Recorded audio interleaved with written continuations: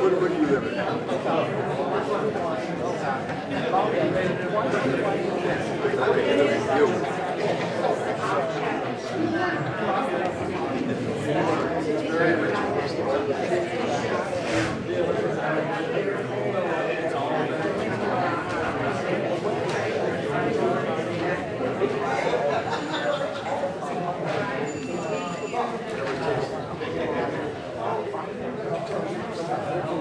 You mean on the bridge?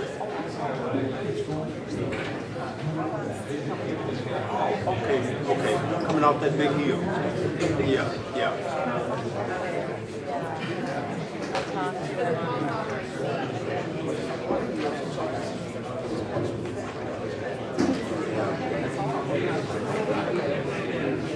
Well, I know they hope that it would sink in, but that's what they're doing now. They're digging them out, taking all their broken asphalt out, putting rock in there, and then that cars run over it, pound it down, and then come back with the asphalt and put it on top of it. And it works now. I'm surprised, you know, Leo Jackson. He was normally called, but you know about this.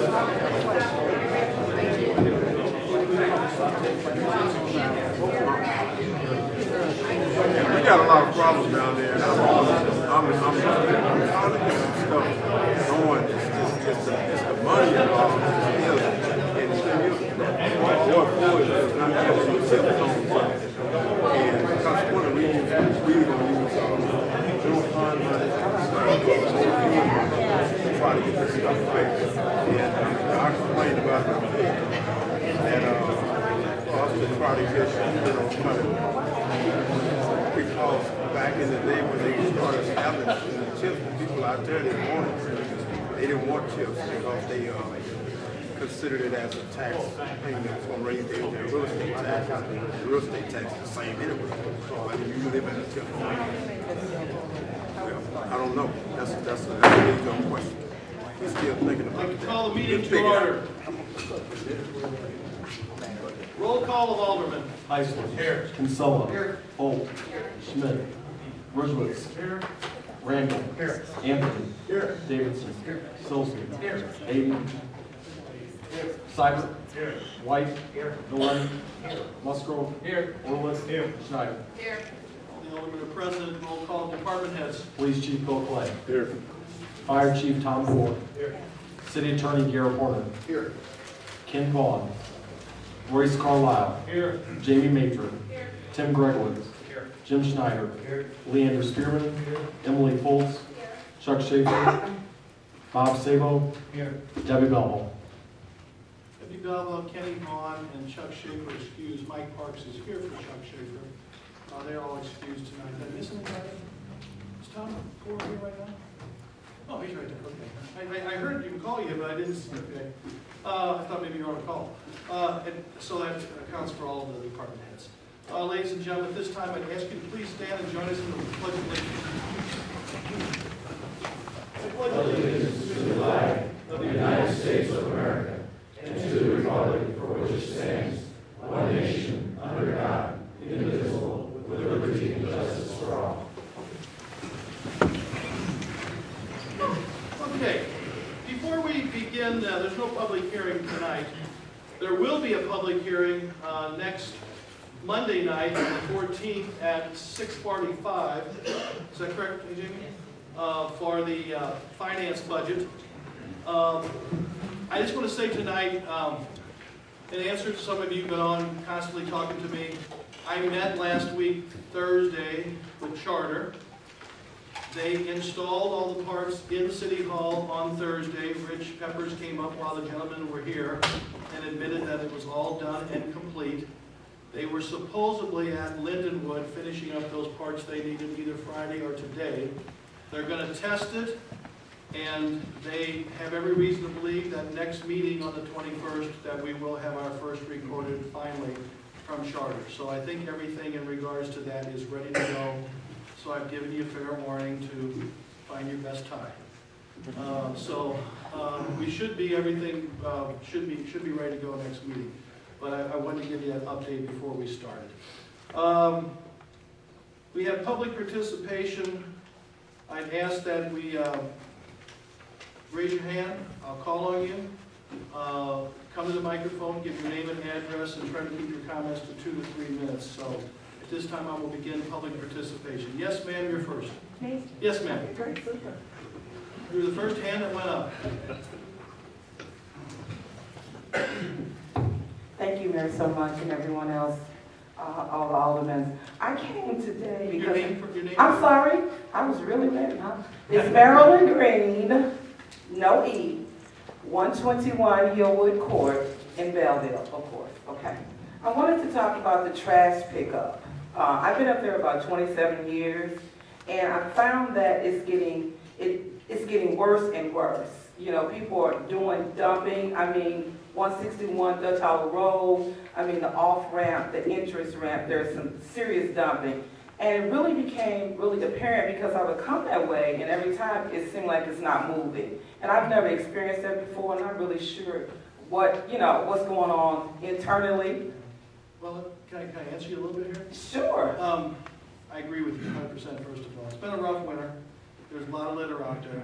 Now, there is a group, Jim Schneider, you here? I know you're here. I'm here. There's a group that's getting ready. I think it's from the church at First Press.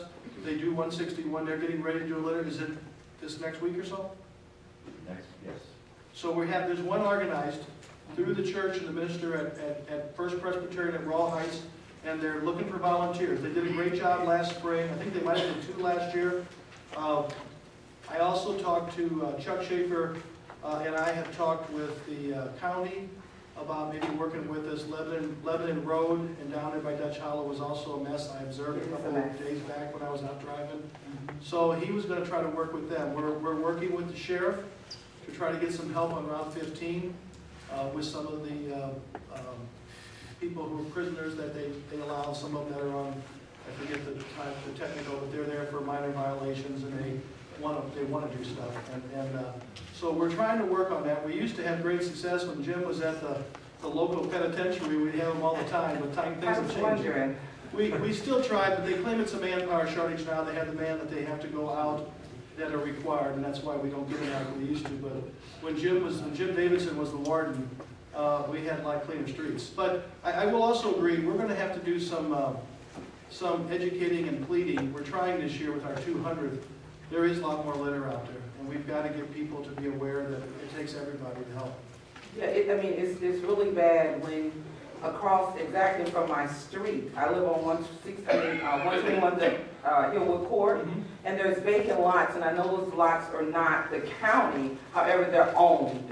Okay, so I have a listing, I went online, I found exactly who owned what. I gave the listing to the street department because I think that they need to go to some code enforcement. Well, I'm not versed in the code, I'm sorry. No, you're right. And have you ever talked with Mr. Sable here, or Mr. Schaefer? Have you talked to them? I don't know them. Bob Sable's here with the striped shirt right there. Okay. You might call the housing department and talk to Bob, and if we can find out who's dumping, we can catch them. The police department will cite them. But we're serious about this. So please call my office. We'll work with you, and there are some efforts that are underway this spring. Okay, thank you, because one of the things that I know is that the properties are wood, okay? The people are dumping in there, but it's the person who owns that land, that's their responsibility. Even though they do not live there, we have to look at it, I mean, to the point that I needed to get a no dumping sign across. We can provide that. Just call. It was bad, okay. You call my office, and I'll try to get one of these guys to come out, 2 of them to come meet you sometime soon. Okay, thank you so We can help much. with some of that. The other thing, while she's brought this up, and while I got everybody's ears for a Do I get second, to sit down now? you can sit down. Okay. You know, another problem we're facing right now, we need everybody's help. We've been having an unusual amount of tires being dumped. And the police department, the chief and I, and we've been really aggravated by this. We caught some people last year this time, I think it was. If anybody sees any dumping of tires, this is a serious violation. It's an EPA charge, actually, a violation, and it's a mess. And now with mosquito season coming, it's even more of a mess. Because rain gets in there, and It's not a good deal. So if anybody sees anything, somebody trailering a large group of tires and go into an area that doesn't look like it might belong, call the police.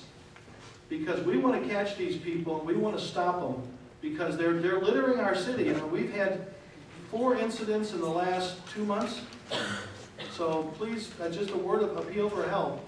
But thank you for reminding me of that. How many Yes, ma'am? times do we get to go? I forgot. No.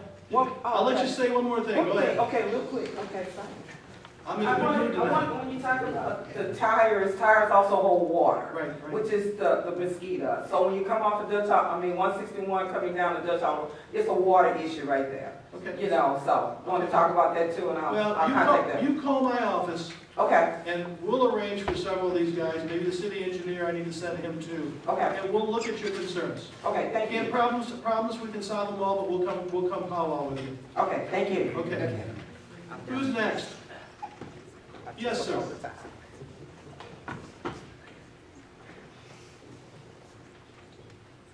Michael Hagberg, 701 Centerville Avenue. The following comments are about the TIF 10 notes. These comments are not a reflection of Jamie's ability as a CPA. Her skills far outweigh my knowledge of simple accounting. Now, it's been said that the city has no obligation regarding the repayment of these notes. While that is true, I'd like to point out that the sooner we repay these notes, the sooner we get to keep 100% of the property tax revenue. This being the first week in April, the claim sheet should have included payments for the TIF 10 investors. Currently, 70% of the property taxes collected are earmarked to repay the investors. The TIF 10 notes require that these payments be made semi-annually on April 1st and October 1st. Even though by last October, the county had transferred $1 million of TIF 10 taxes into the city's bank account, no October payment was issued. This money was invested in INET, earning 0.33% interest, while the investors' notes accrued at 5.75% interest. Had the October payment been made, we could have saved over $20,000 in accrued interest just during that 6-month period. I've also noted that in April of 2010, the city issued payments of $824,000 towards these notes. The treasurer's report confirms that these checks were issued and cashed. However, these payments were never deducted from the balance due on the notes. Every year, the mayor signs his signature on the payment schedule, verifying the accuracy of these payments, the accrued interest, and the balance due. I would strongly suggest that the city's chief financial officer review the accuracy of these figures. Just a quick note about the missing payment schedule. It details how the taxpayers owe $8.9 million. This page is still missing, and there seems to be little or no interest in finding a copy of it.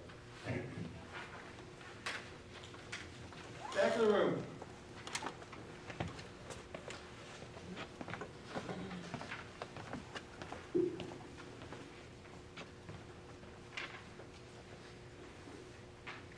Stuart Leonard, 318 South 29th Street, Belleville. Tonight, property acquisitions. What about property giveaways on 17B tonight? That's a property acquisition, but I'm wondering, is that the same as property giveaways also under secret meetings? And Lindenwood has been putting yard waste and trash and they're bulldozing it back into Belleville property out back by the railroad tracks. And a good place to start a cleanup would be by the railroad tracks between Roche Enamel on and the railroad tracks on this side. That tree line back there is full of junk. It's also had an old tire in there for 10 years. That'd be a good place to start a cleanup. Okay, Thank you. thank you. Anybody else? Hearing none, I will close public participation. And we will move to the presentations and recognitions part of the meeting. This time, brings me great happiness to invite this young lady to come to the microphone, Christina Rasmussen, the Executive Vice President of the Illinois Policy Institute. And she has a presentation to present to the city.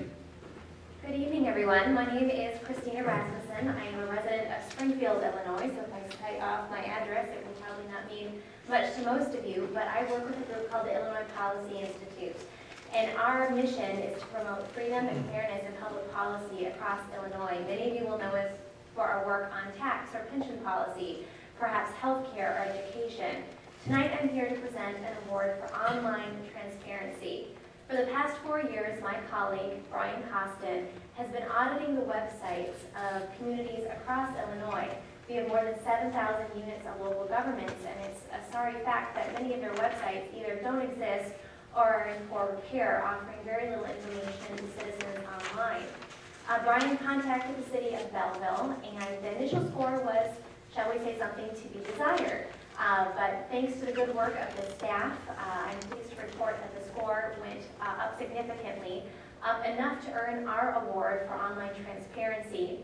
He uses a checklist of 10 items, common sense documents that are, in many instances, on your computers, budgets, payrolls, check registers, contact information, PDFs, contracts with lobbyists. These are pieces of information that we would like to see available online so that citizens don't have to put in FOIA's, Freedom of Information Request Act, so they can access it instantaneously with a click of a button. So I'm here to present the award for Sunshine and Government Transparency.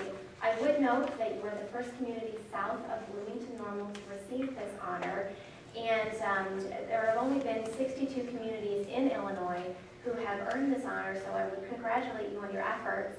And finally, note that you have yet to receive a 100%, and I would love to come back when you do hit that mark, when all of the items on the 10-point checklist are available online. So thank you and congratulations for your success. Thank you so much.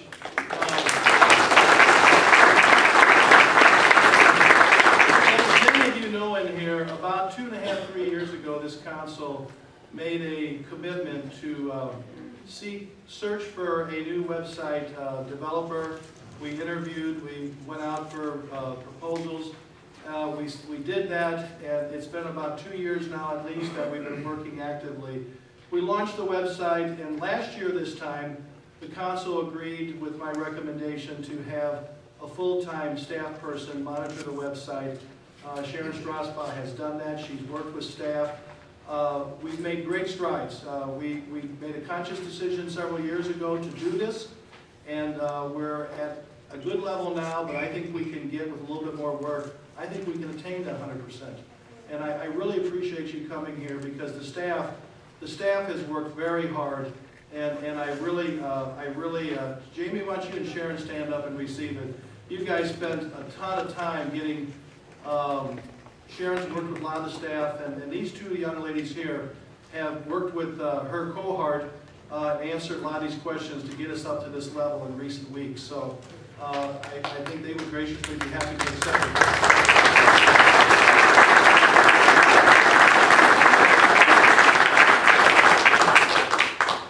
Thank you much. And as we were talking, Christine and I were talking before the meeting, you know, the goal is the more people that over time turn to the website, the more this will help our staff.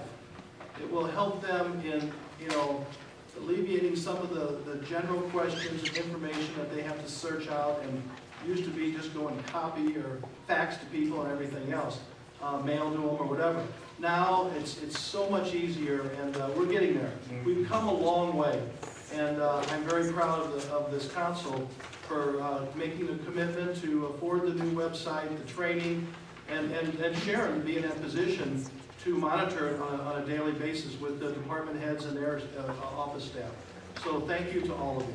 Thank you for being here. Be careful driving back to Springfield. Okay, we move on. At this time, I have a gentleman who's here to not only introduce our Word of the Month for character, but he has a brief announcement about the basic initiative. Matt Zahn. Matt's a senior at Belleville West High School, and he's no stranger to this council. He's been here before. Cooperation, Cooperation is an act or instance of working or acting together for a common purpose or benefit. And my announcement about Teeter-Totter-a-thon is, Teeter-Totter-a-thon is on May 9th at Belleville West High School from 5 to 11 p.m. Please support unity in the Belleville community as students from Belleville West, East, and Althoff teeter-totter to raise money for Eden's Army, Don Bosco, Interfaith Food Pantry, Link, Violence Prevention Center, and Project Compassion. Thank you very much. This is how many years now, Matt? Oh, this is the 5th year. And I know they have a hefty goal this year of trying to raise 10,000. We do. We added our 6th donor this year, which is Eden's Army, and our plan was to donate money to the past 5 years of nonprofits that we've been donating to. They've been amazing. I've had the privilege to go with them, and as they presented the check in the past to some of these different nonprofit groups like Don Bosco, etc. And they've made a major impact. Plus, they've helped teach a lot of other kids in our high schools the value of volunteering, raising money for charitable groups, and helping people who are in less fortunate. So I applaud all 3 high schools. I think the World of Basic initiative, and I think if any of us can sponsor a student or make a donation to the Teeter-Totter-a-thon, I think we wish you all the success. So thank you for being here. Thank you very much.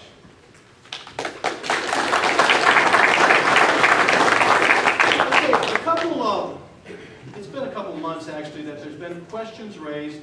And last month, Eric Schuster from Economic Development presented some answers and some explanations to the 8 members on the Economic Development Committee that have been raised, and for some time, maybe it's been 6 months to a year, at different times questions have been raised. Eric and Emily asked if and I thought it was appropriate because only half the council heard the presentation, so I'm going to give Eric a few moments to share what he shared with the Economic Development Committee and answering some of the questions that have been raised by this council in regards to the incentive programs and various questions. So Eric?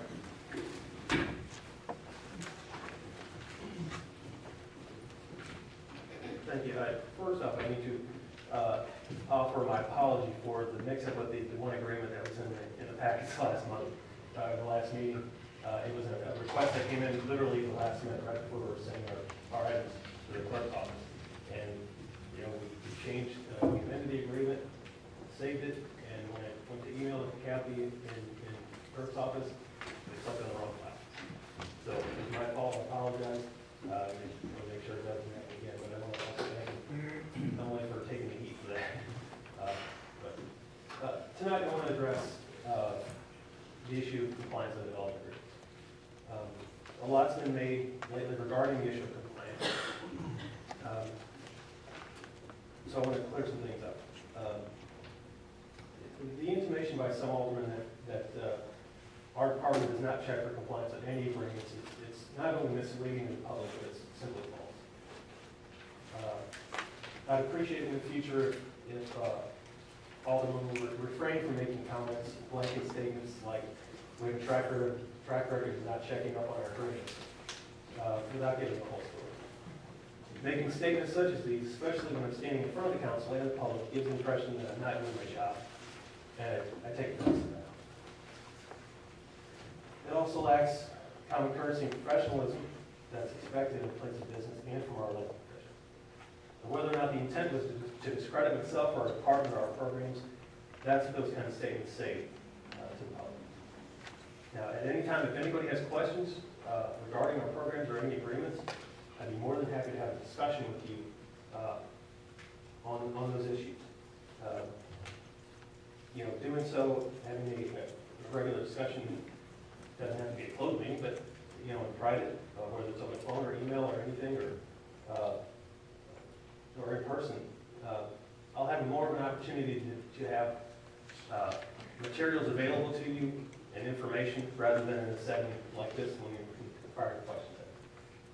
Not that I can't answer questions, but to have more complete information in a setting like that. And if a meeting like that doesn't permit, if your schedule doesn't permit that during the workday, I'd be more than happy to make time in the evening or weekend even to go over any of those issues. I also take issue with statements like we're quote, giving away taxpayers' money. Our incentive programs are exactly as it states, an incentive to spur development and private investment development. If a company were to submit an application for incentives without including any private investment, you would never see it. We wouldn't send it forward with a recommendation.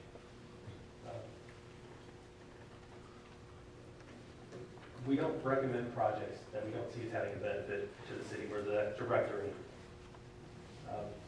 We're not giving away money. We're creating public-private partnerships on projects that create and retain jobs, spur private investment, possibly generate additional sales and property tax income. If we were giving away money, we wouldn't have agreements. We wouldn't have responsibilities in these agreements. And additionally, without the incentives, the project wouldn't go forward. So any money generated by those projects, we would never see anyway, because they need the incentive for the project to happen. And in many cases, the incentive is based solely on the taxes generated on site or by the project. So the only taxpayer money provided on the project is either money spent on site or paid by the project. I mean, we're well aware that we are stewards of the taxpayers' money. And it is not something we take lightly. I mean, we're taxpayers too. So there's actually a rumor out there that city employees don't pay taxes. I can tell you that's not true.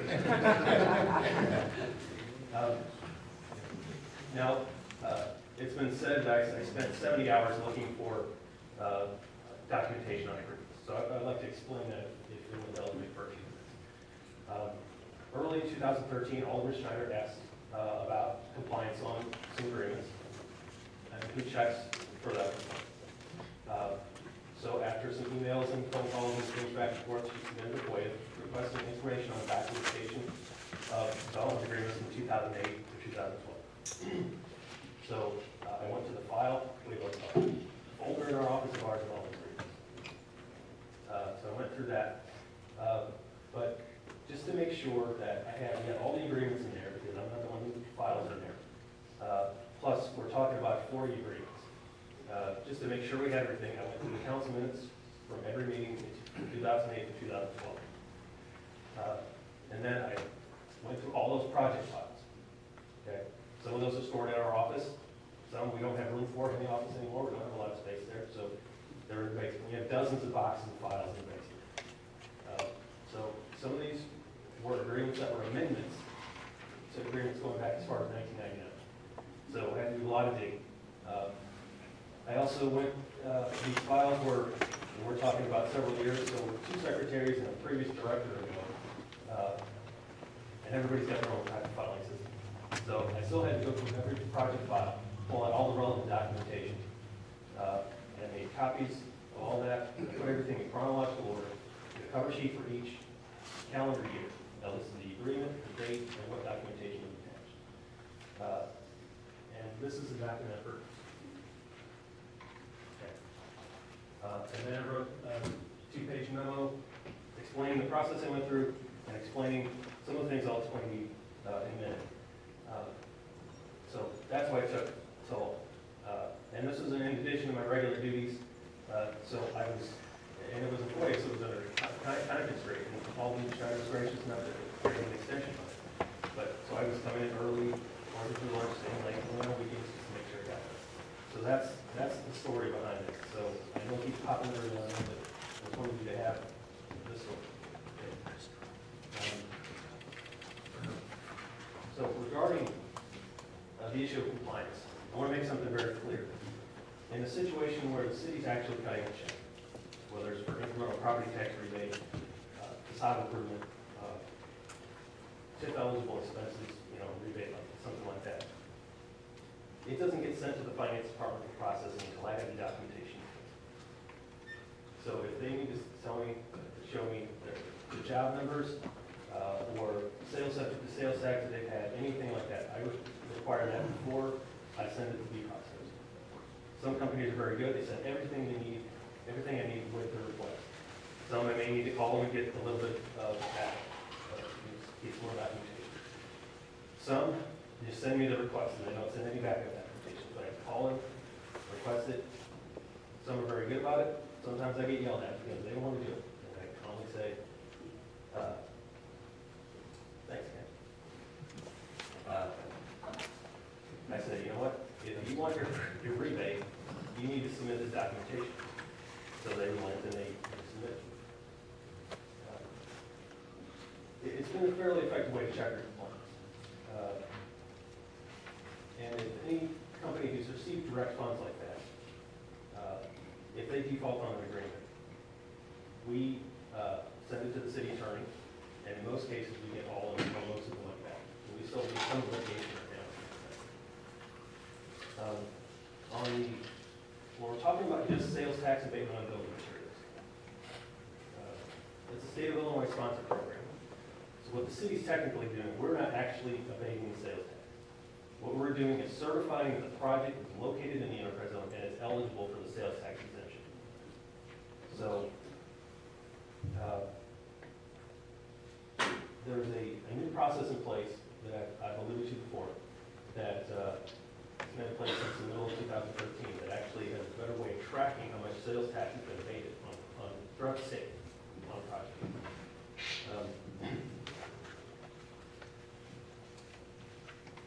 So the city, as the enterprise zone administrator, really acts as kind of a conduit between the project and the state. Now, every zone has their own approval process.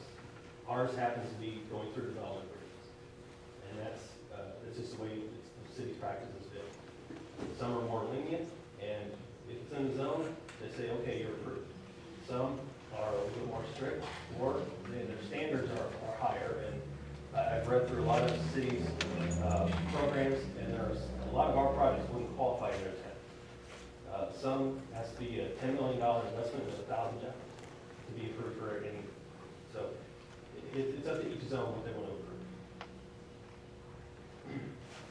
Under the old system, the one that group of agreements is under, how it works is that they go through the process, they submit their application, we go through the Economic Development Committee, Finance Committee, and City Council as a development agreement. Once I got their signature, that company's signature on the agreement, we issued them a certificate of eligibility for sales tax.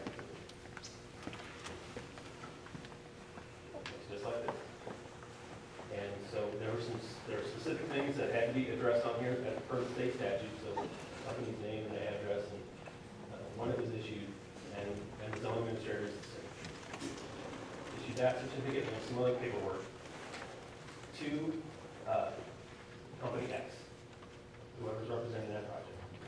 They keep that original in there with them, hand out the certificate, anybody, copy the certificate and the other paperwork to any contractors or anybody who's buying materials for that project.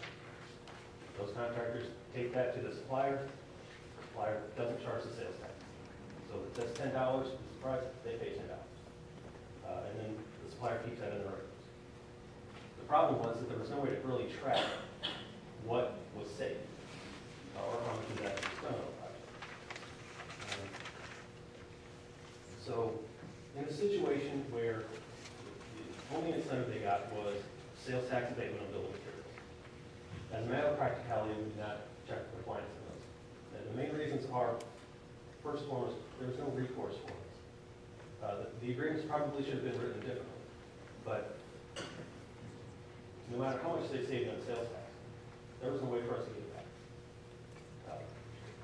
There was no way to prove that the company used the certificate, no way to prove that the supplier honored the certificate, is not a requirement. No way to prove how much they actually saved, and we don't know if they bought the materials at all. So there's a chance they bought every material somewhere else, and we're spending a lot of time and effort trying to track down all this documentation for absolutely zero. So that was one of the main reasons that we ever checked. And we could request all the proof we want. All we have to do is say, you know what, I didn't use the certificate. So that was one major reason. Secondly, as I said before, without the incentives, the project wouldn't have gone forward. So we're not missing out on any sales tax because it's money that could not have been spent unless they were offered the sales tax. And even if they don't remain at the site for the specified time in the agreement, we still got a new little model built that's in better shape than it was before the project occurred. And remember, the amount of sales tax listed in the agreements are 100% of the sales tax. So, in the agreement, it says that the maintenance estimate is $4,000. The city's portion, if they bought everything in Belleville, would be about $870. And again, there's no guarantee that they actually purchase it all, so that number could be zero. And the number in that agreement, it's just an estimate, maximum, they kind of cap, so even if they spend more, the incentive they get is based on what they spend. Okay? And we're actually addressing the issue of sales tax abatement on building materials and penalties associated.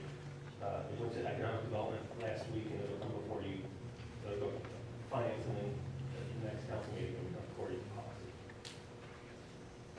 Under the new system, what happens is they go through the same process, same application process, and but then instead of issuing one certificate to the company, everybody who purchases materials for that project, so any plumber, carpenter, anybody who buys materials, needs to come through our office, and there's a portal and the Department of Revenue's website. And we have to set up the project on the website. So it's puts it in the system. Then name the project and give the address of the project. Then they have to, anybody who buys materials, we have to register them with the Department of Revenue. We use their company's name, federal employer ID number, all their contact information. That all has to be put in the system. Then they're registered in the system. All right. So if they do another job down the road, they're already in the system. They have a contractor ID number that's set up in the system. Then we have to put in how much their contract for that job is. So the plumber company of Project X is $50,000. So we plug that in, and then we put in the sales tax rate, and it's using cities 8.1%. Then they want to know what percentage of that contract is going to be materials. Plug in that percentage, the site actually calculates the estimated sales tax. Okay. Once that's all done, the certificate is issued directly to the contractor. It's emailed to them by the Department of Revenue. I keep an electronic copy and I keep a hard copy in the project file as a reference. And the certificate, it's 2 pages. The actual certificate lists all the project information. Each certificate is individually numbered for that contractor for that job. So the plumber on Project X, this is his certificate number for that project. So if he does another project down the road, he gets a new certificate for that. But anytime he buys materials on this project, he uses this certificate. And then we have to put in the expiration date, and we base those on what's in the agreement when the project, or the company says the project's going to be completed. And then the other side is an actual Department of Revenue form, tax form. So they have to fill out where you're buying materials, who's buying them, what materials are being purchased, what project it's for, and then they have to sign to verify those materials are being put in the home. And then there's a new process that actually, the process itself just came out last week.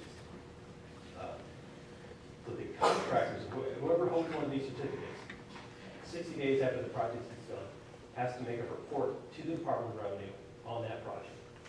And it's related to job and what they spend on the project. And Jared, is that already in effect?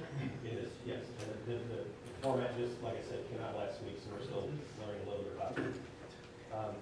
So it takes us, the city, or any enterprise zone, out of the report. We used to have to do quarterly reports on any activity in the enterprise zone. We are totally out. So all our responsibilities are right now, in terms of this program, are to certify that the project is in zone and plug in the information into this. So that's a new process, and it's working fairly well. But I just wanted to give you the information so that you all know how it works. Going back to recouping sales tax under the old system, and I still think I'm not sure you'll be able to recoup it under the new system. But under the old system, no one had a process in place to do that. I'm on the board of directors of the Illinois Enterprise Zone Association, and I've talked to a lot of zoning administrators, and nobody had a process to recoup that sales. So I'll talk briefly about compliance and just some statistics on the agreements that were in that group of information. There were approximately 40 agreements or amendments to existing agreements. Of those 40, no longer in business or didn't have someone come in and take over the operation. All 4 received sales tax abatement on building materials. Only 1 received any additional incentives. 1 was approved for incremental property tax rebates.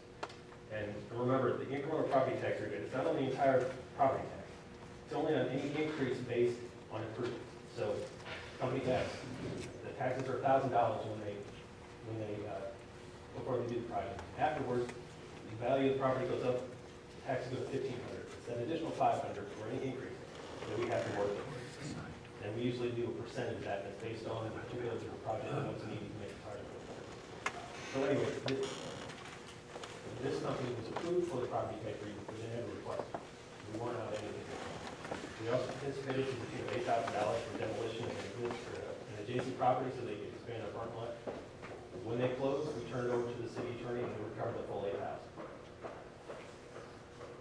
So those 4 projects, the total private investment was over $729,000. So the city could have lost in sales tax only if every material was purchased in Belleville would have been $4,200. And as I said before, we don't know where they bought the materials, so that number could be 0 or anywhere in between.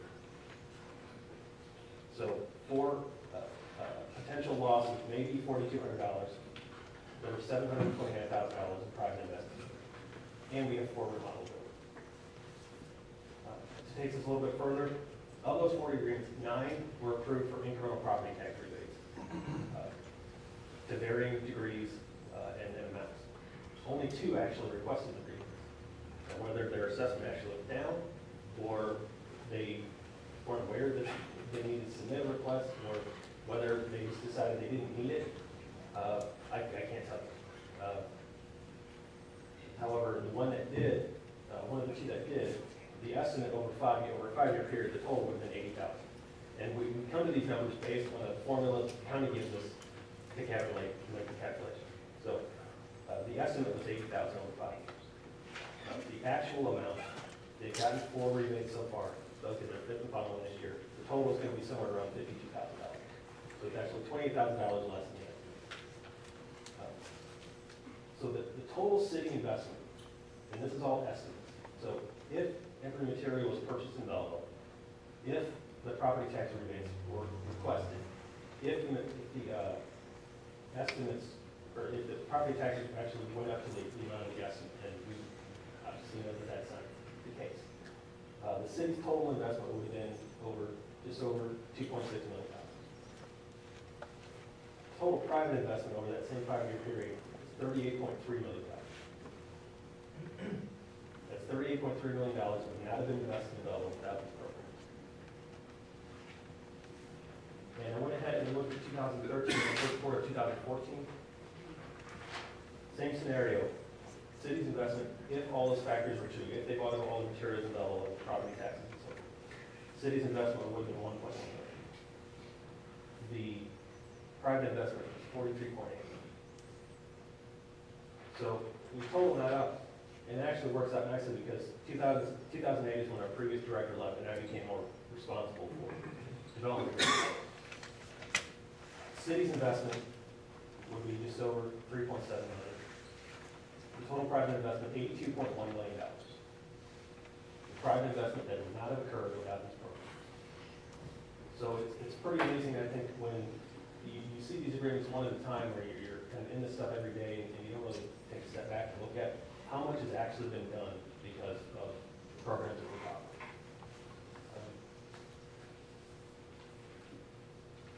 Okay, I thank you. For the sake of the agenda, go ahead, we'll wrap it up. Real quick, I'm almost done. While I'm throwing numbers out and defending my job, this is all in addition to the $11 million in grants that I've gotten for the city. So some of you may disagree with the fact that we have incentive programs at all, and we can make that all night. But we're not the only community that has these programs. But what I presented here proves that these programs work. And are we perfect? No. We always know there's always room for improvement. But we've been very successful in leveraging private investment, and we're doing our job. So I hope this is giving you a little bit better insight into how our program is working and the success that we've had with our programs. And again, I'll reiterate my invitation to call or email or stop by if you have any specific questions about any agreements or anything with our programs. So thank you. Thanks, Eric, very much.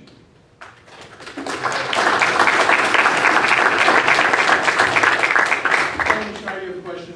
Yes, I would like to speak now since you mentioned my name and that, yes, I was the one that asked for it, but I also asked for written documentation on how these contracts are backed up. It's not only the sales tax abatement or the real estate tax. There's in these contracts that these businesses are going to promise to create so many jobs the first year, so many jobs the second year, and this is what I wanted to see if we're checking up on this. It's just that we're writing these contracts. We just spent money to try to save Scott because of jobs net.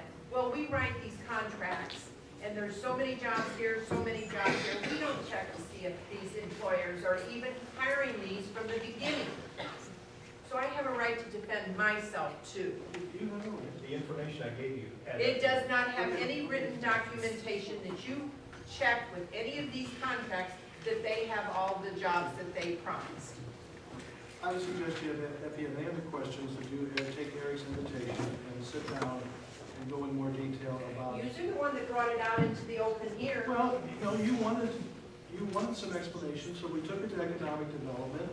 And when it was brought to me by a couple of aldermen, and Eric asked if he could present it, I thought as much discussion and Well, comment. then I should have been asked. Well, this is a request from you to get these answers. I didn't even know he was gonna do this tonight. It was on the agenda. Well, that he was gonna mention my name. Okay, we're moving on. Okay, approval of the minutes. I'd ask for a motion to approve the last minute, the meeting. I'm going to dig what's on here. I'd like to make a motion to approve and file the regular city council minutes of March 17th, 2014. So moved, Your Honor. Motion by Alderman Heisler, second by Alderman Schmidt. Any discussion on the minutes? All in favor of approving the minutes and having them filed signify by saying aye. Aye. Opposed? Motion carries. We have the claims, payroll, and disbursements. Yes. What's your pleasure? Your Honor, I'd like to make a motion to pay the claim, payroll, and disbursement. So moved, Your Honor. Motion by Heisler, do I hear a second? Second by Consilla, do I hear discussion? Yes, ma'am. Can I ask a question about why that payment wasn't made on 16? Jane? What's that? There's two payments that equal to 70%, because they go to two developers that are combined with that agreement. They should be paid. There was Okay, so, I mean, there was several things thrown around there. I didn't want to put Jamie on the spot, but I think all those answers are available. Yeah, Your Honor, I have some questions on these various claims. I have no problem voting to approve them. Jamie did a great job on responding to the initial concerns. I have some follow-up questions, and I'm sure she'll answer them. I think you'll find that she's got the answers. We have a motion, we have a second to approve the claims, payroll, disbursements. Roll call. Heisler. Aye. Kinsella. Aye. Holt. Schmidt. Ridgewitz. Randall. Anthony. Davidson. Sillsby. Hayden. Seibert. White. Galletti. Musgrove. Orlett. Schneider. Aye. Motion carries. We have a housing report of cash receipts for fiscal year 2013 to 14. What's your pleasure? Your Honor, I'd like to make a motion to receive and file the housing reports of cash receipts for fiscal 2013 and 14. So moved, Motion Your by Honor. Alderman Heisler, second by Alderman Schmidt. Do I hear discussion? All in favor of accepting and filing signify by saying aye. Aye. Opposed? Motion carries. We have zoning board of appeals, several reports. I'll let you start. You want to take these individually? What's your thought? I move that we consider them as group. Now you note that the one, did you see the thing that the one, number 7 was withdrawn? There should be, each of you should have gotten a letter that the lady with Leah Thomas on South High Street withdrew that request. So with that, Your Honor, excuse me, I did prepare some remarks with respect to that item. Is it still appropriate to read those remarks, given the fact that it's been removed from the agenda now? it would be unnecessary. Yeah, I think it's moved since there's no pending application. if you want to put something in writing to put in the file in case it comes back for that property again, I think that would be beneficial, but there's nothing right now to really attach it to. I don't think it just pertains to that particular piece of property, but I think it has bearing on other properties being considered as well. Okay, so, yes. In relation to this also, this request that we received tonight on our desk, case 19, March 14. Them, what is the advantage of them removing this from the agenda tonight? There has to be a rationale of why they're wanting to do this. She just contacted Emily and said she's no longer pursuing the property. Isn't that right, Emily?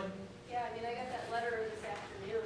I'm not sure why. I haven't actually spoken with Leah, but I received an email with that letter, so I'm not sure why. I mean, there was a lot of participation at the zoning board, so, you know, people spoke against it. Maybe I don't know why. But is it true, and maybe this is a question for the city attorney, if it would be voted down tonight by the city council, then doesn't that place restrictions on the amount of time that they can come back or do something similar? That's correct. There's a limitation on how often you can apply. But I do recall earlier in the year, I think there is some precedent for withdrawal before a vote by the city council. We've certainly accepted withdrawals before. She decided back on the financial. 6 months for the apply? If it would have been voted, if she had been here tonight and we'd have voted, and it would have been turned out, hypothetically, okay? Then our ordinance states there has to be 6 months until anyone can apply again. But under this format, we should theoretically reapply next week. Well, she has to go back to the same format. She has to go through the same process. She has to go through the subject same to format. She has process. to submit a new application. It has to go be mailed out. It has to have the notice. It has to go through zoning. Starts anew. Starts a new process. But I'm not quite sure. But the thing I'm kind of got, and I didn't talk to her either. But it sounds like she may have just walked away from the project. Yeah, Elle's been dealing with this. I haven't spoken with Leah directly. But I don't think, to answer your question, I think based on the fact that we've accepted withdrawals before for various reasons, and I can't read her mind, she's not here to answer that. I think we need to accept the withdrawal. Yeah, I have no problem with that. I just wanted to point out that, you know, that there's a reason why you want to withdraw when you know your project's going to fail and have that vote, because it's now places you. She was an applicant to buy the project, right, Emily? She was not the owner of the project. Correct. She was interested in purchasing it, but she does not currently own the property. So it's not like she was the, so I see what you're saying, but, I can see if the owner would say, well, we're backing off on this, we're canceling the deal. But she apparently was the one that canceling, so I don't know all your, I can't quite take Maybe I was at the zoning meeting based on what went down. I can certainly understand why she's withdrawing. Okay, so I guess first of all, should we, do we have notice to withdraw or the motion to accept withdrawal? No, she's withdrawn. She's withdrawn. the It's not application, so here. there's nothing. So that's stricken from the agenda per her request today to withdraw. So the question is, do we want to let our city clerk read the rest of the zoning ones together? I'll make a motion that we, if there's no objections, we read them as a group. I'll second it. Motion by Hayden, second by Seibert, and to read the zoning cases tonight as a group. Proceed. All in favor of that motion signify by saying aye. Aye. Opposed? Motion carries. I'm sorry. You already made the motion to. Discussion. What did it take? I hit second. Okay. I don't want to step inside. So we had a motion to move forward and read them as a group. And everybody understands that the other lady had a right to withdraw, and we recognize that. So we will move forward. Case 12, Justin Sorry about Romney, the- requesting a use variance in order to operate a bakery at 409 Union Avenue located in A1 Single Family Residential Zoning District. Recommended to approve. Case 13, Empty Storage Incorporated, requesting special use permit in order to place a mini warehouse at 17 Rural Heights Center located in the C2 Heavy Commercial Zoning District. Also recommended to approve. Case 14, Coffee Ward and Bauer, requesting a sign installation permit in area of special control in order to place 2 window signs, 2 flush mounted signs, and 1 door sign for a total area of 28 square feet at 123 West Washington, located in the C2 heavy commercial zoning district. Recommended approved. Case 16, Dr. David Rose to be the dialysis, requesting rezoning at 5105 West Main Street from A1 single family to C2 heavy commercial. Recommended approved. Case 17, David Meyer, Pro Signs Advertising Design, requesting a use variance in order to operate a sign company at 1144 Lebanon Avenue, located in the A2 family residential zoning district. Recommended approved.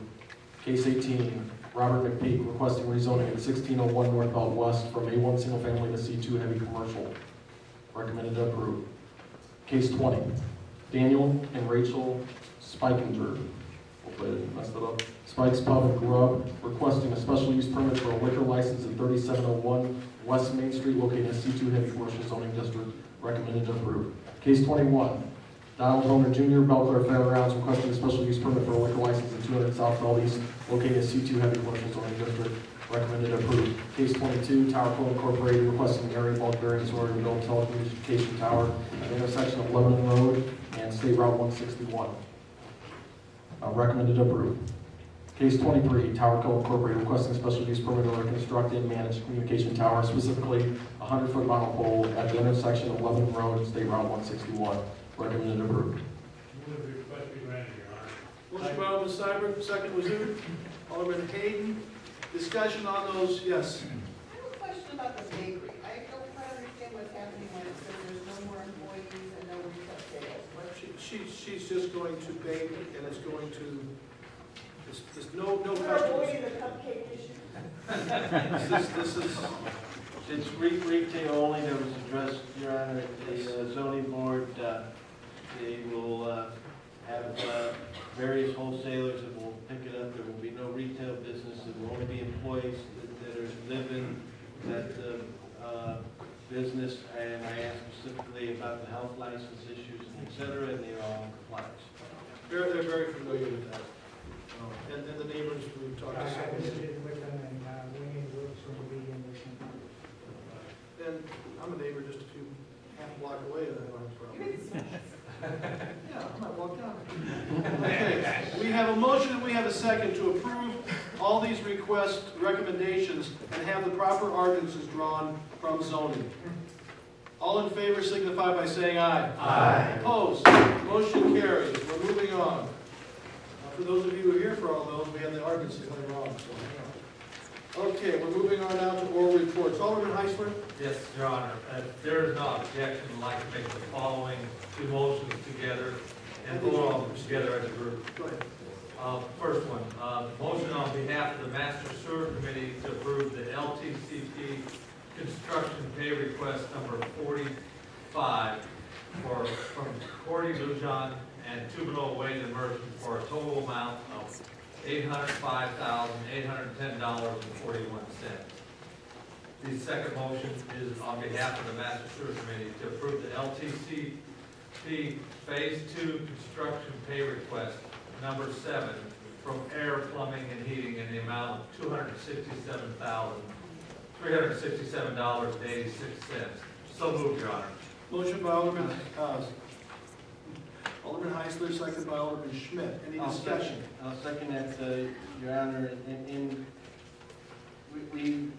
I want to remind the chairman of the Master Sewer that on the first one, that we are allowing staff to hold any, we're going to allow it to go through the process, but we're going to hold any checks if need be before we pay them as retainage. But we want to get this process through state level. I think that verbiage needs to be in that motion. Yes. Okay, I'll recognize it. Next time, get my attention before we just... I thought I had. She had her hand up and I didn't see that. Okay, so we have a motion is by Alderman Heisler, second by Alderman Hayden, who both serve on Master Sewer, and they make that note, if you would, please, Mr. Clerk, that as they have agreed to that and serving with the Finance Director. We have two motions, and we have a second to approve those from coming from Master Sewer. Roll call. Heisler. Aye. Kinsella. Aye. Holt. Aye. Schmidt. Ridgewitz. Randall. Anthony. Aye. Davidson. Aye. Silsby. Hayden. Seibert. White. Galletti. Musgrove. Orlett. Schneider. Aye. Motion's carried. We move on. Alderman Seibert. Yes, Your Honor, I have 9 motions by the Streets and Grades Committee have all been approved, and I'd like to read them as one. Any opposition? I have Yes, ma'am. the bid that we got for the concrete building, now is this the correct one? I was just pulling my file out. Because when we voted on it that night, that was Tim, not, did you note that in there, or did you just make, Yes, there's corrected bid tabs. but it's still the lowest bid? It's still the lowest bid. it's the lowest bid, but what we bid it on, He came in my office the next day and said that he made an addition errors, he, It was a typo. it was a typo. So it's corrected, but Calhoun is still the lowest bid. Right. So I let you proceed reading these motions as approved. The infrastructure program, motion to approve the low bidder warranty contracting in the amount of $242,441. Ditching program, motion to approve the low bidder warranty contracting in the amount of $134,204. Sidewalk program, motion to approve the low bidder excavating in the amount of $224,300. General maintenance culverts, motion to approve the low bidder contract in the amount of $4,734.36 for general maintenance. General maintenance aggregates, motion to approve the low bidder fuelman in the amount of $75,388 for general maintenance. Project number 6, the date is 2014, Your Honor. General maintenance for asphalt. Motion to approve the low bidder Sinclair in the amount of $209,100 for general maintenance asphalt. The new south end wall for the concrete building. Motion to approve low bidder Calhoun Construction in the amount of $32,112. Number 8, South First Street improvement. Motion to approve Robert Coffey for general construction services in the amount of $39.08 per hour. And the 9th one, South First Street improvement. Motion to approve the low bidder Hanks Excavating in the amount of $616,265.78. So moving on. The motion by Alderman Seibert, second by Alderman Hayden. Note those last two are both out of the CDBG, Community Development Block Grant funds. And the other thing, Mr. Seibert did make a mention that there was a typo in number 6. It is a 2014 general maintenance asphalt. Any other questions? Yes, ma'am. I also have a question about the contract building. Do we have a contract with Mr. Contract that he has approved the color, the contract or anything? We have a contract with It is part of the real estate sale agreement, and I assume that he was involved in the process. We're going to match the brick that's on the, I think it's kind of the yellow brick is what he requested, and we agreed to do that. Okay. No. So you'll just need to be everyone to come back at us later. John? We have a motion and we have a second for all these motions coming from Streets and Grades. If there's no further questions, roll call. Heisler. Aye. Kinsella. Holt. Aye. Schmidt. Ridgewitz. Randall. Anthony. Davidson. Sillsby. Hayden. Seibert. Aye. White. Aye. Galletti. Musgrove. Orlett. Schneider. Motion's carried. We have several communications, and I will ask the clerk to read them as a group if there's no problem. Very good. A communication from Children's Home and Aid requesting permission to host their 3rd annual 5K run walk and 1K family fun run on Saturday, August 9, 2014, starting at 8 a.m. beginning at 120 East State Street. B, communication from Beacon requesting permission to hold their 3rd annual 5K run walk on Saturday, July 26, 2014, beginning at 8 a.m., starting and ending at Belleville West, and asking for the closure of South 17th Street for no more than 45 minutes. They're also asking for barricades, cones, and police assistance. C, communication from Arden Square to close Highway 159 at Belleville Public Square for their event weekend, May 16th through 18th, 2014, on Thursday, May 15th at 12 p.m., and reopen by 11 p.m. Sunday, May 18th. They are also asking to close 1 block of West Main, North Illinois, and South Illinois, and 2 blocks of East Main.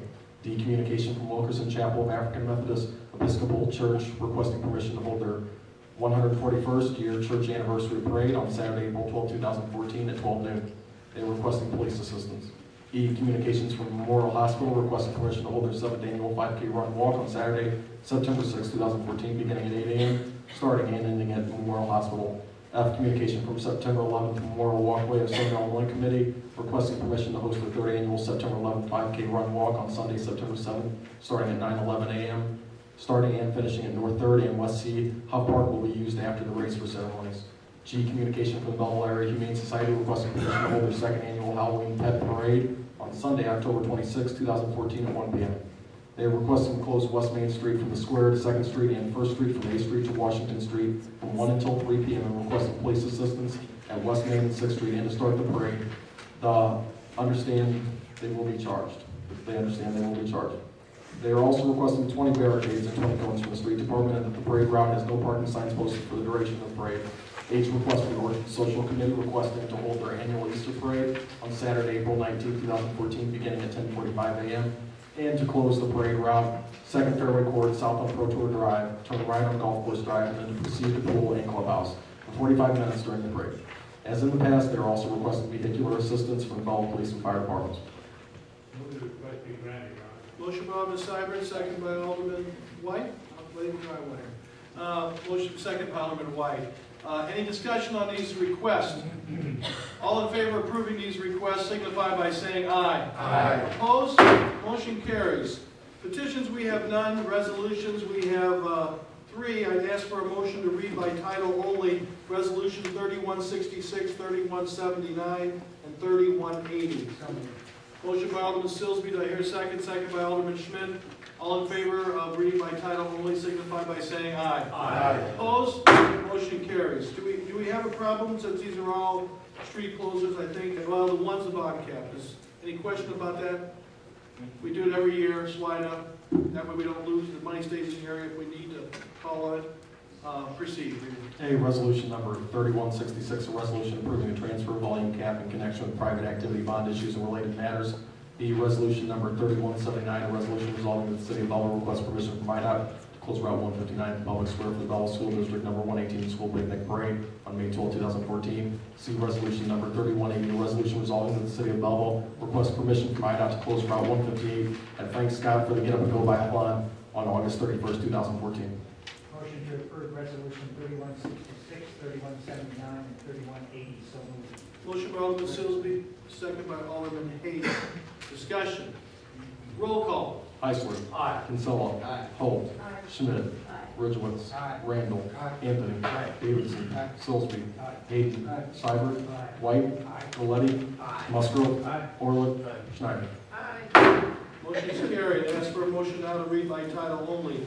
Ordinances number 7759, 7760, 7761, 7762, 7763, 7764, 7765, 7766, 7767, and 7768.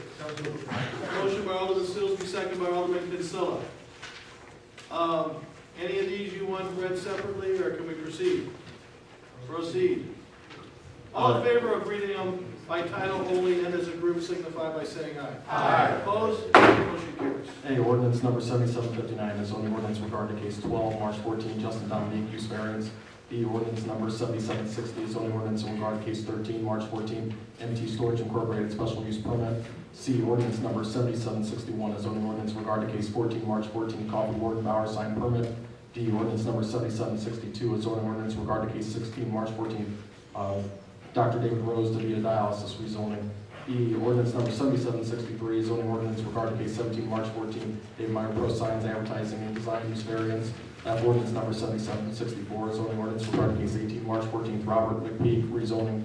G, ordinance number 7765, zoning ordinance regarding case 20, March 14, Daniel and Rachel Spike's Pup and Grub special use permit. H, ordinance number 7766, zoning ordinance regarding case 12, March 14, Donald Honer Jr. Belle Claire Fairgrounds special use permit. I, ordinance number 7767, a zoning ordinance regarding case 22, March 14, Tower Co Incorporated area bulk variance. J, ordinance number 7768, zoning ordinance regarding case 23, March 14, Tower Company Incorporated special use permit. Motion to approve ordinance number 7759, 7760, 7761, 7762, 7763, 7764, 7765, 7766, 7767, and 7768. So moved. Motion by Alderman Silsby, second by Alderman Kinsella. Any discussion? Roll call. Heisler. Aye. Kinsella. Holt. Schmidt. Ridgewood. Randall. Anthony. Davidson. Silsby. Hayden. Seibert. White. Galletti. Musgrove. Orland. Schneider. Motion's carried. Very good. This time I'd ask for a motion under old business, or unfinished business, or continuing business, however we want to list it. I'm asking for a motion to adopt amendments to the request for proposals for the Meredith Home redevelopment, changing the submission deadline from May 1st, 2014 to December 15, 2014. This motion includes providing sufficient funding for the asbestos abatement and demolition would be moved forward into the 2015-16 budget if no suitable proposals are submitted and are approved by City Council. We have a motion by Alderman Schmidt. Do I hear a second? Second by Alderman Seibert. Let me explain. Met with Mr. Betts this week and several people, Rick Ortiz and several. We've had a few interested people, but nothing that so far has developed or has sat down into any real discussions of negotiations by any means. But there's been, and as I look at the year with the 200, and as I started really staring at the calendar for all the activities, they were already asking me for a little bit more time. And as I looked at the year, I just figured, you know, we're not going to, I wouldn't recommend, even if they agreed to walk away from it May 1st, I just wouldn't, by the time we got a contract and everything, we're not going to do anything in the midst of this celebration this year. So there's nothing wrong, in my opinion, with giving them more time. I've had a recent contact that was, I guess there's two that are kind of somewhat interesting. I'm not spreading any promise that there's anything ready to come forward, but I'm willing. I've said it before. I said it to the group I met with last week. I would love to see a possibility, but the city has to really be extremely cautious and careful how we might partner in that possibility. We still have to deal with the responsibility and certainly the obligation that we have to Mr. Cook and his wife for their donation, but I think for right now, no one's going to be upset if we extend the time and that we recognize that we certainly wouldn't want to take any action during this year of celebration. So the motion's in front of you for your consideration, and I think the group that met with me this past week is hoping that we can extend the time. I appreciate this very much. I think the time extension is a very good idea. My concern is that you are coupling that with demolition. I would like to remove those two things and vote on them. Well, I think Garrett and I talked about it. We have an obligation right now to Mr. Cook. We have an agreement. And I think it has to be, you know, I do not want to give the premise that if we don't find something that this council deems suitable to even approach him about how we relinquish that agreement, I think we're not being in good faith. This is an extension of what this council did before. We extended it, and we put this in there. And I think it's in good faith, and I would recommend that we would do that. Point of order, though, Your Honor. Now, this council this evening, for expeding the various different issues, we graciously agreed to combine various different issues. Now, I'm asking the chair and chair to refer to the city attorney, who refers as the parliamentarian. The members of this board have a right to split questions. You have a dual question on this. It is two separate questions, and we have a right to ask those. You're asking a budget question with your second part of it that don't even reflect a current budget, Your Honor. We have a right to split those questions. You have a right. Possible. The code says if any question under consideration contains several distinct propositions, the council, by a majority vote of the members present, may divide such questions. So it has to be a motion to divide approved by majority of the councilman Well, present. then I'll make a motion to divide, and I would hope that the council members would recognize that there's council members that want to vote on these issues separately, just as these same council members were gracious to combine other issues tonight, so we weren't voting on about 50 different things separately. I'll second it. So we have a motion by Alderman Hayden, second by You Alderman. know, I think the word of the month was cooperation, wasn't it? You were paying attention. Good. Okay, we can vote on these separately. The first motion then you want to vote on, hold on, we got a first of all motion. You have a motion to divide the questions. Okay, to so the first determine whether or not you motion vote on is a separate motion to or divide the question. Yes, sir, Mr. Davis. Can we divide the question later, just as we are proposing here to amend this request for proposal? Is there anything that says that we can't amend this in the future? So if we wanted to divide the question in the future, we could certainly propose that and have a vote. Couldn't it? Motion on the table, Mr. Chairman. It's a simple thing of voting on, just so that There's, on the agenda, I put this motion together as it was placed to you 6 months ago. we divided it that time too. No, we didn't divide. I believe we did. No, we didn't. No, we There's a didn't. motion. I would like to. So there's a request to divide. It's a respectful request. So we have a motion, a second, to divide the motion that I brought forward here tonight as to how to proceed with the Meredith home, giving you an option to extend the time, but for the sake of the Cooks who put up $500,000 that we cashed and used for the purpose of securing the property, that we show that we're still going to move forward in good faith to them if nothing comes about, and we don't come back to ask them for that. So we have a motion, we have a second. Alderman Davidson? One more point in this discussion. Joe, can you explain why you want to split them? I'm not understanding why you want to split them. Do you have a reasoning? Yes, I do have reasoning. I have concerns about us committing to a budget in the future that doesn't exist right now. It's in this, it was originally in this year's proposal. I understand that, but we're committing funds to a budget or procedurally that does not exist, and that's why, you know, one is basically go out for an RFP. The second part is a budget question. So it's not to go out for RFP, it's to amend a current RFP that Right, we have out. but we're resubmitting it to the public and giving them more time. So that is one issue. Then parlaying the budget into it is a separate question that should be divided. Okay, I have no problem. There's a motion and a second on the floor to separate this out as is provided for by in our ordinance book. Roll call.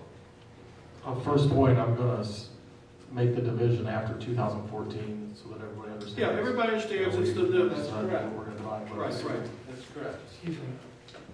I'm sorry, but wouldn't the second part have to be rewritten in some respect? The motion to provide sufficient funding. Sure. Somebody would need to make that motion. Well, Second, and we'll handle that.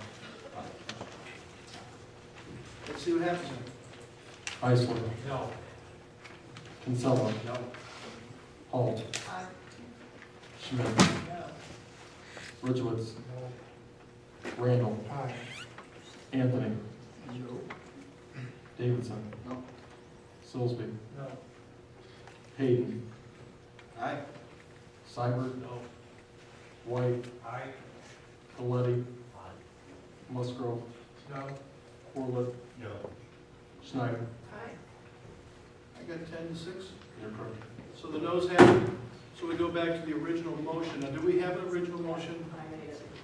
Okay. The original motion was to approve it as what's on the agenda by Alderman Schmidt and seconded by Alderman Schneider. I'm sorry. No, Seibert. It was Seibert. Alderman Hayden, I recognize your comment. Well, once again, obviously, we lack the cooperation amongst my colleagues. It's disturbing to me, and, you know, it places somebody in a position to say, in the future, because you won't want to work with and cooperate, then, you know, I would ask all my colleagues that supported me that in the future, when we get to, you know, 9 items, then I guess we'll just object and we'll vote on them all separately, Your Honor. Okay, you could. Because that's the game we're playing. We're not playing a game here. Yes, you are. No. Yes, you are. You and your party No. is playing a game of simply, Mr. I'm speaking in general terms. Your party wants to have a vote to force us to vote on these together when we have concerns and issues, and some of them we know could be discussed or should be discussed back in executive session. And all we wanted, you would have got them passed either way, Your Honor, but you had to force people in a position to vote either no or yes when there's one portion of this that they don't like. Mr. Hayden, let me say something. I didn't have to bring this tonight to even suggest an extension. None of you came to me asking for an extension. I brought it forward. I sat down and talked with Mr. Betts and others and suggested that we extend the timeline. So why did you end it with that? No, because this is the same way we did it last time, that I think we owe it to the Cook's donation to explain that if we don't have anything better to go to them with and ask for a way out of that situation, then we have an obligation to do what was originally said, and that was to demo the building. And I think you're looking for a way out I think we're obligated to at least have it this way. And I'm hopeful that we find something that I can go to the Cooks and say, look, can we talk about this? But I think that we cannot shirk our responsibilities. We took that $500,000, we cashed a check, and we paid off a loan. And we approved a park. Your Honor, there are some that were not here at that time that have questions, and we've discussed this in executive session. There was things that you did on the council that when I came on, we honored because the council approved it. And you have to honor things when this council makes certain contracts. There are legitimate questions about the process. And I'm giving it a chance to extend the dialogue and I extend the have time. yet to see a written contract between the city and Mr. Cook. I And have I yet think to the city see attorney a has- deed in the name of Mr. Cook that he could quit claim to the city. I've yet to see any of that. Mr. Hayden, we've had this discussion numerous times, and I think we all agree. It's voted on in this council, in the minutes. No, we do not. Okay. That's not, the question right now is, we have a motion to vote on item 16A, and we have a second. I have questions about the document too, Your Honor. Well, it's duly noted. Well, may I raise any questions? Mr. Hayden, I believe the city attorney responded to you, correct, Mr. Harder? I responded to everybody. In writing. And have you ever contacted Mr. Hayden since? So I have questions Mr. about Harder? this document we're going to vote on, and language in it. May I ask some questions about You that? can ask a question. Under background, it's in red. I assume that means that we're adding that? Eric, are you still here? Yeah, it's items that have been changed, there was Step to the microphone, will you, Eric, so it gets on the front of the recorder. the only item that's actually been added is the last sentence. The sentence that starts, the city is now considering development proposals. That, I'm not sure, when I did the track changes, that stayed red for some reason. The only sentence I did add was that the property is eligible for placement in the National Register of Historic Places. The city is now considering development proposal provided that the benefactor must agree to waive the use stipulation upon repayment of the aforementioned donation with interest. That was in the original proposal. I thought we took it out when we reissued that. It's a negotiating thing, we agreed. We took out the word it said. The wording though, Your Honor, is not negotiable. See, and I want to ask you, Your Honor, interest based on what percentage? If I'm a developer, I came to the city right now and said, how much interest am I going to pay? What percentage interest are you using? I think we have said, you're putting the cart before the horse. No, I'm trying to help a person who wants to develop, Well, to and know I'll be what honest they're with you, getting any into. serious development, so far as nobody's come with a plan. But I'm gonna tell you. And this may be a reason why. I don't think so, Mr. Hayden. I don't think they're not coming because They don't think we're gonna sit down and listen very carefully. But we have to make sure you understand that we have an obligation to the family that we accepted a $500,000 contribution, donation to pay that loan off, for the city to secure that property. This council, a council, maybe you weren't here, but the city council at that time openly accepted it, went immediately, deposited the check, and went to the bank and paid off the note. There was nothing done in secret. There was nothing done. It was done in the open. It was in the newspaper. The documentation does not support that timeline. That it wasn't paid off, et cetera? No, of what things happened. When there's a letter from him in March. We explained that. There was No, always. sir, no. You don't make a 6-month typo involving $500,000. I don't accept that answer at all. Regardless, I have the floor, Your Honor. My point is, you know, this verbiage, I'm not disputing, Your Honor, that maybe they owe that family $500,000, but I'm disputing this. Why are we having verbiage in here that says to the developer that they have to pay it? And not only do they have to pay it, they have to pay it with interest. And I'm asking you right now, It's either the what developer or is the the city interest? or whoever at that time. We have to be responsible to Mr. Cook and his family at that point. It's our money. It's a negotiating tool that we can have with the developer. If they come in here with some project that just knocks our socks off, the city council may vote to choose to waive that and just plain, we acquire that in our side of the agreement. But you have to lay the cards on the table. If you're gonna track somebody here and not be honest with them and tell them, oh, yeah, now, by the way, we do expect to get, you know, I think we're better off putting it on the table, telling them what we have involved, and then sitting, once we get a proposal, that we will, it's negotiable. It's like any development agreement. You sit down and you look at the balances, and the council will truly be involved. And I'm going to ask It's our property. I'm going to ask again, Your Honor, as I have before. If a developer asks whoever your point man, if it's Eric or whoever, what is that interest, and what is that interest amount, and what was it based on, what is the city's answer? That's not going to be the first question that we're going to ask. What? He's asked it and you answered. I know we've answered. How many times do you want him to answer? He has answered. In other words, we don't know. Tool. It's a The negotiating. interest says, we're going to charge you some interest. We don't know what it is. We're going to negotiate. What part don't you understand? No, sir, Mr. Davidson. We're not going to charge them interest. This question is saying that it's reading in respect, Mr. Davidson, that we owe interest to Mr. Cook. And I'm asking interest at what level and what percentage? Well, I will tell you And this. I have not got that answer. Let me I have not got that hold on one answer. second. Okay, you're right. Let me say this in answer to my comments. I think if we want to force Mr. Cook's hand and see this go to a legal battle, then you're well on your way. I have tried very carefully to work with the Cooks, and they've been very gracious to the city, extremely gracious to the city, and they've been very patient with us agreeing and giving me the permission to tell you that they have no problem with extending this to continue the search. Bruce Cook's exact words to me initially were, I hope you can find somebody. The first time we put out an RFP in 2010, I guess it was. Don't hold me to the exact date. I know I'll be chewed on for that next. But it was about that time. I'm just saying, folks, if we want to force hands here, we're off to a good start. This was not meant tonight to bring controversy or to try to split and not to be cooperative.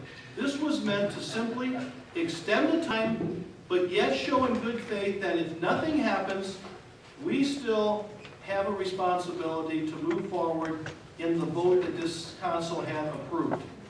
And we're going to ruin that, I think, with some of these actions here. Alderman Gleddy. I just noticed that in the background section of the red part that we've just been talking about, where interest is mentioned after talking about the donation, but on the next page, under the project budget, it talks about the $500,000 donation, but it doesn't reference the interest. Thanks for pointing that out. Next. So shouldn't it?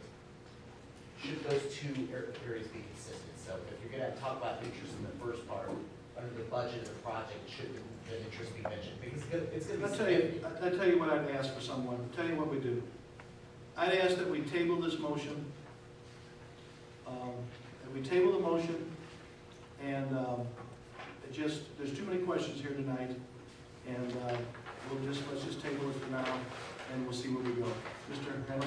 Yeah, thank you. I would just offer for consideration, okay, that if indeed it was a check written at demand deposit and prevailing money market rate since 2009 to present day could be used as the basis for any interest on said $500,000. And Jamie, we're still at 1 basis point during that period of time?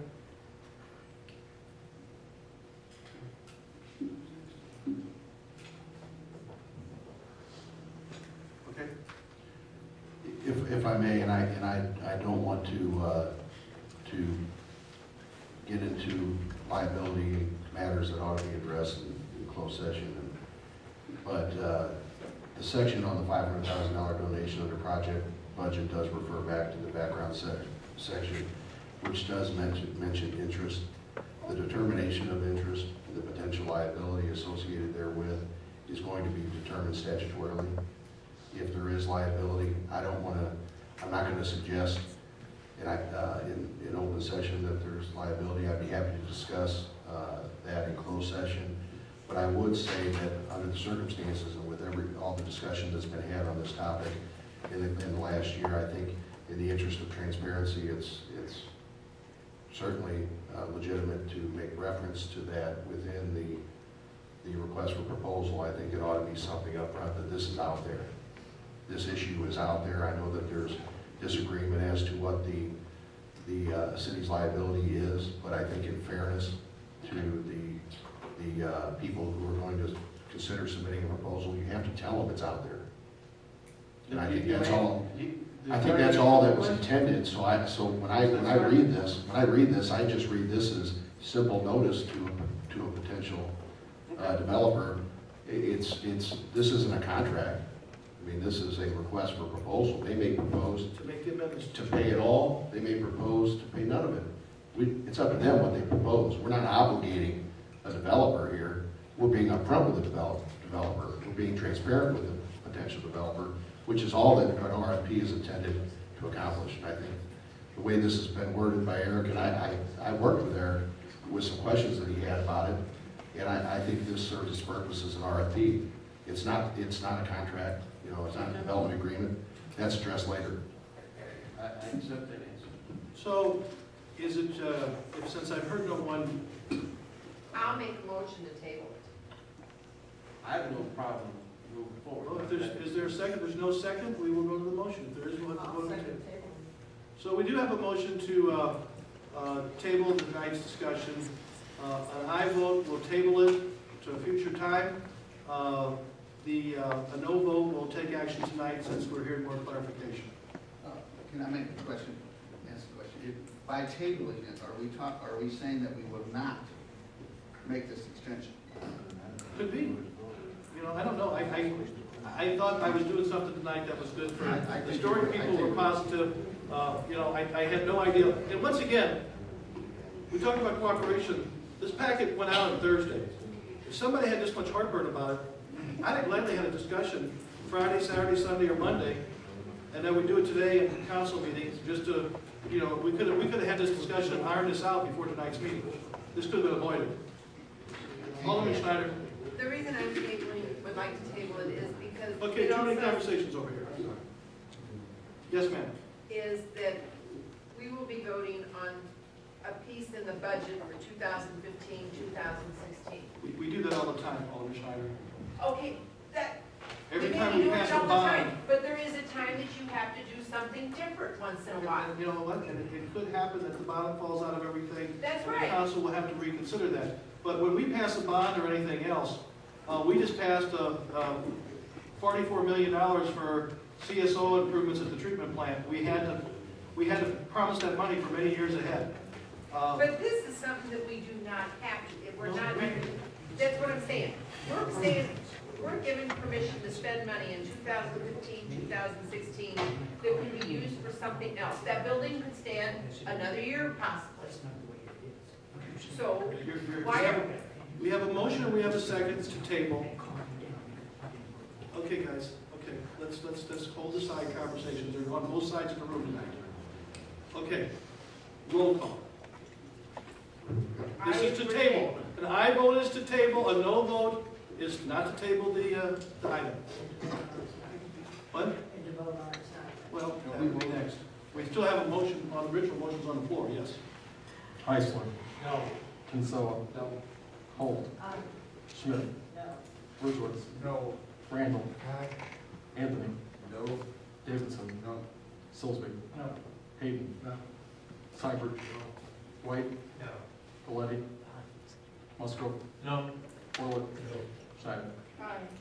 The noes have it, they picked up 2 more, is that what you got, 12? So it's 12 to 4 vote, noes have it. Okay, we have the original motion on the floor. We have a motion and a second. Alderman Holt.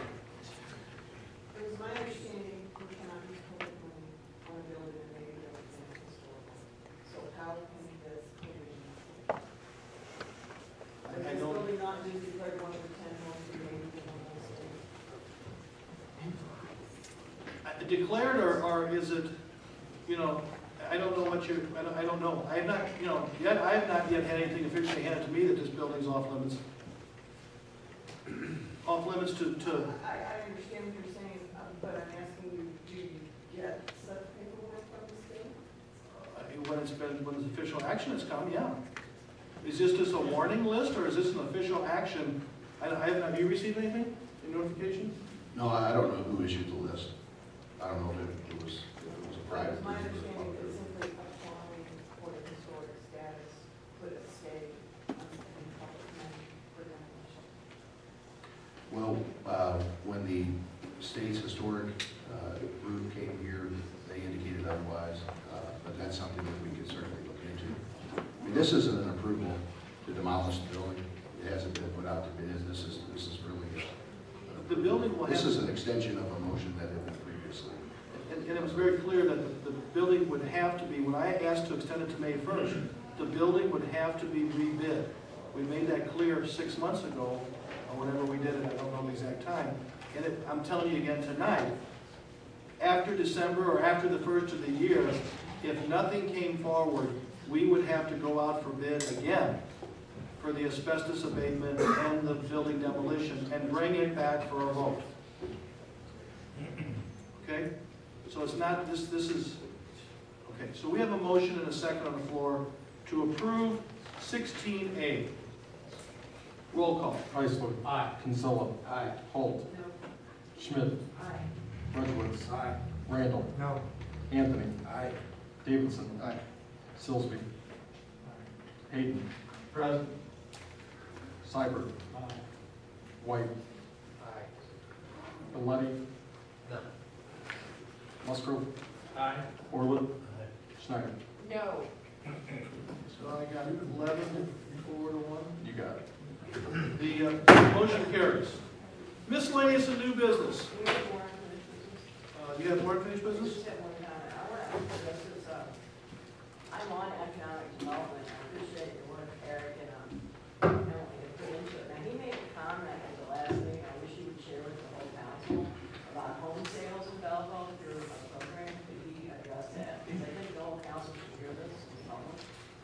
Eric? Yes, Alderman Schmidt is referring to the building blocks program, that we accepted to be part of the program, or the only community south of, I think, Champaign in the state that's part of the program. It's a $10,000 down payment closing costs for vacant homes. In the less than a year that the city's been been part of the program, 109 homes have been sold in Belleville. There's 109 vacant homes. For single family? For single family that are now occupied. Just through that program, that is in county sales. It's awesome. Very good. Thank you. Great update. Okay, motor fuel claims in the amount of $64,000. And real quick, I want to reference back to the statements made during the public portion. And I'd like to enter into the record and respectfully request that the city attorney review TIP 10 contract and our payment schedule, Mr. Horner, and reviewed the fact that the contract states we are allowed to make 2 payments, why are we making 1? And if indeed that there was a loss of taxpayer dollars report back to the council, if we were, could be paying off in 2 payments, which would cut down that interest rate. Thank you. Duly noted. We will look into it. Motion for motor fuel claim, $64,024.34. Motion by Alderman Seibert. Do I hear a second? Second by Alderman Schmidt. Discussion. Roll call. Heisler. Aye. Kinsella. Aye. Holt. Schmidt. Aye. Ridgewitz. Randall. Anthony. Davidson. Sillsby. Hayden. Seibert. White. Galletti. Musgrove. Forward. Schneider. Aye. Motion carries. I'd ask for a motion to go in executive session for the purposes of discussing authorization of real estate, possible litigation, or any personnel issues. Motion by Alderman Schmidt, second by Alderman Kinsella. All in favor of said motion signify by saying aye. Aye. Opposed? Motion. I will grant you 5 minutes, and I want to reconvene here at 4:45. On 6 minutes. During your civic class.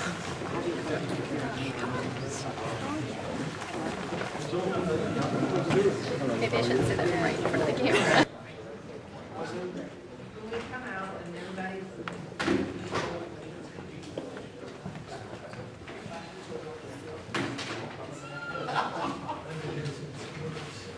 I didn't use this order at the high.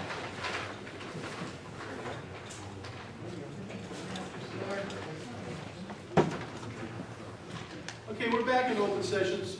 Would you open that door back up? This technical. And before we do any of our executive stuff, the meeting for April 9th, is it Fisher's? Why are we not having it in the city council? Because the consultant would like to have the room set up in such a way where the people who come can all kind of, I think they're going to make a big round room table approach that we can be more in a way to participate in a dialogue of openness and not in a lecture forum here where people feel like it's us and them. We want to get around tables, and you might have some breakout session in smaller tables. I'm not, but it's a working meeting so that we can give some of the final input and listen to the comprehensive plan. And it's part of what we agreed when we hired this group, and it was just felt that there was a location. We tried to take it to. We looked at 510 even, but I think there was a conflict that night. We were going to have to move somebody. And also, if we want a room, so we. So are they paying for the room because? There's no room payment. Well, at Fisher's, if you don't buy food or something. I called Fisher's and I asked them if they would do this for the city for a special meeting for our comprehensive plan. If the room was occupied that night, because we need a place that's handicap accessible, that's easily known and has plenty of parking. You don't have to buy. You don't have to buy a thing. There's no obligation. This isn't a political thing. This is a meeting for the city for the comprehensive plan, and they've agreed to do it for free. All right. So that, I have no idea. I guess it depends on how many good ideas and how much discussion there is. Could you tell me each week how long council meeting you're going to be? Well, I can't help that. so the city's not buying hors d'oeuvres and drinks? Not this mayor. Okay, we're in open session. We're in open session, and on the agenda, it talked about, we have no real estate ready at this time, but we have I'm going to ask Garrett to kind of phrase it, and I believe somebody will be glad to make the motion if you want to kind of help me with the wording. It's been so long. Yes. I would ask that the council consider a motion to authorize the city attorney to take all necessary legal actions related to the Orchard's drainage matter, in particular IDNR permit number DS2006-039, including but not limited to the institution of litigation. Motion by Alderman White, second by Alderman Seibert. Any further discussion? Roll call. Heisler. Aye. Kinsella. Aye. Holt. Schmidt. Ridgewitz. Randall. Anthony. Davidson. Sillsby. Hayden. Seibert. White. Galetti. Musgrove. Orland. Schneider. Motion carries. Motion to adjourn. Motion by Alderman Schmidt, second by Alderman Hayden. All in favor? Opposed? Motion